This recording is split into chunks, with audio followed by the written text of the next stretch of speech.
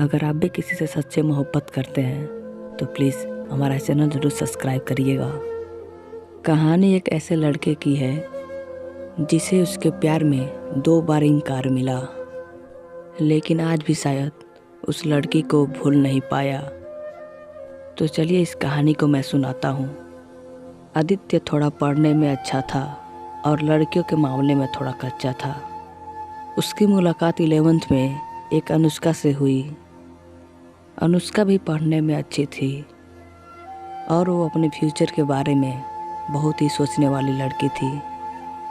धीरे धीरे 11th ख़त्म होते होते वो एक अच्छे दोस्त बन गए और 12th में आदित्य ने अनुष्का को अपना प्यार का इजहार कर दिया, लेकिन अनुष्का ने इनकार करते हुए बड़े प्यार से समझाया कि इससे हम दोनों की ज़िंदगी ख़राब हो जाएगी, क्योंकि हम ना ही क्लास में पढ़ाई कर पाएंगे और ना ही घर पर। आदित्य को अनुष्का की बात थोड़ी बुरी लगी, लेकिन फिर उसको समझ आ गया कि अनुष्का सही कह रही है और वो अपने फ्यूचर और पढ़ाई पर फोकस करना शुरू कर दिया। और अब आदित्य भी किसी लड़की से बात नहीं करता है, यहाँ तक कि अनुष्का से भी नहीं करता है, क्योंकि उसे लगता था कि वो जब भी अनुष्का से बात करता है तब उसे अच्छा नहीं लगता, क्योंकि कुछ दिन पहले तक अनुष्का उसकी क्रश थी और आज वो उसे रिजेक्ट कर चुकी थी। और आदित्य इन सब बातों को नज़रअंदाज करते हुए अपने इंटरमीडिएट के परीक्षा में मेहनत करके पूरे स्कूल में फर्स्ट आ गया। बाद में आदित्य एक दिल्ली के कॉलेज में बीटेक करने लगा और वहाँ भी वो किसी लड़की से बात नहीं करता था, क्योंकि अनुष्का ने उससे जो भी बातें कही थी कहीं ना कहीं उसके दिल में वो बातें बैठ गई थी। और जब भी उससे कोई लड़की बातें करने आती है तो वो मुंह मोड़ लेता था।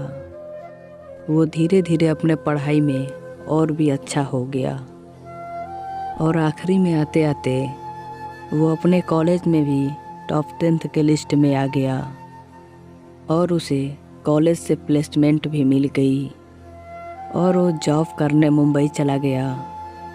मुंबई एक बहुत ही बड़ा शहर है, जहाँ एक मोहल्ले वाले के लोग दूसरे मोहल्ले वालों को नहीं जानते हैं। वहीं जब आदित्य ऑफिस गया तो उसे वहाँ अनुष्का दिखी, लेकिन अब अनुष्का के लिए उसके दिल में कोई जगह नहीं थी और इसीलिए वो हर बार अनुष्का से छिपता रहा। इसलिए नहीं कि वो उससे नाराज़ है, बल्कि इसलिए वो फिर से अनुष्का के ज़िंदगी में नहीं आना चाहता था। लेकिन वो कहते हैं ना कि भगवान के मर्जी के आगे किसी के नहीं चलती। एक दिन ऑफिस के कैंटीन में अनुष्का ने आदित्य को देख लिया और उसके पास जाकर उससे बातें करने लगी। आदित्य के पास भी बातें करने के अलावा और कोई भी विकल्प नहीं था। दोनों के दिल में पिछले 4 सालों से जो भी दिल का दर्द था उन्होंने एक दूसरे को बताया और खूब सारी बातें की।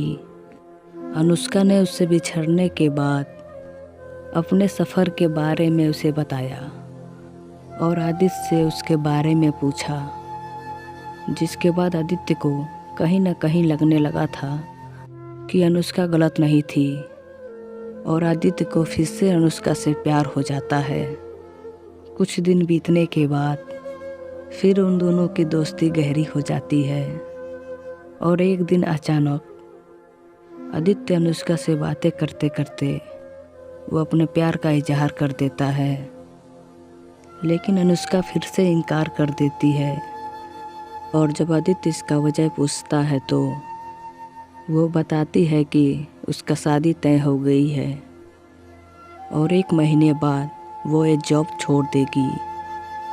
जब ये बात आदित्य को पता चली तो वो एक बार फिर से टूट गया, जिसके बाद वो अपने आप को संभाल नहीं पाया और एक चिट्ठी अनुष्का के लिए छोड़कर चला गया। और अनुष्का उस खत को पढ़ती है जिसमें लिखा था, मेरी प्यारी अनुष्का, मैं तुमसे बहुत प्यार करता हूँ, लेकिन शायद तुम मेरी ज़िंदगी में नहीं हो, इसलिए मैंने तुम्हें 2 बार खोए हैं। कोई भी इंसान इतना बदनसीब कैसे हो सकता है कि अपने प्यार को 2 बार खोए। मैं नहीं जानता हूँ कि तुमसे दूर रहकर मैं जी पाऊँगा कि नहीं, लेकिन अगर तुम्हें किसी और के साथ शादी करते देख लूँगा तो पक्का मैं जी नहीं पाऊँगा। और इसलिए मैं तुम्हें और इस जगह को दोनों को छोड़कर जा रहा हूँ। शायद तुम मुझे भूल जाओ, लेकिन दूसरी बार मिलने के बाद मैं तुम्हें कभी नहीं भूल पाऊँगा। मैं भगवान से ये प्रार्थना करूँगा कि वो तुम्हें और तुम्हारे होने वाले पति को हमेशा खुश रखें। तुम्हारा प्यार, आदित्य। खत पढ़ने के बाद अनुष्का रोने लगी और आदित्य को ढूंढने लगी। बहुत ढूंढने के बाद भी वो नहीं मिला और बाद में अनुष्का ने अपने परिवार के खुशी के लिए अभिषेक से शादी कर ली। लेकिन अनुष्का को आज भी ये बात सताती रहती है कि आदित्य कहाँ होगा, किस हाल में होगा। यहाँ तक तो उसे भी नहीं पता था कि आदित्य जिंदा भी है या नहीं। एक तरफ अनुष्का अंदर ही अंदर घुटती रहती है, लेकिन दूसरी तरफ वो एक परफेक्ट माँ, परफेक्ट बहू और एक परफेक्ट पत्नी भी है, जिसे उसके परिवार वाले हमेशा प्यार करते हैं और हमेशा प्यार करते रहेंगे। हमें ये तो नहीं पता कि अनुष्का ने 12th में या जॉब टाइम पर उसे ठुकराकर गलत किया या सही, लेकिन आदित्य ने यह साबित कर दिया कि वो अनुष्का से सच्चा प्यार करता है।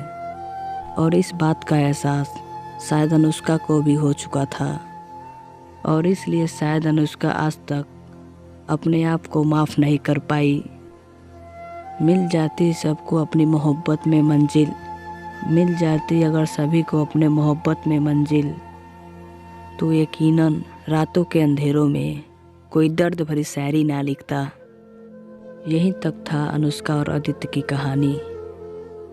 तो दोस्तों, कैसी लगी ये लव स्टोरी कहानी हमें कमेंट कर कर ज़रूर बताएं।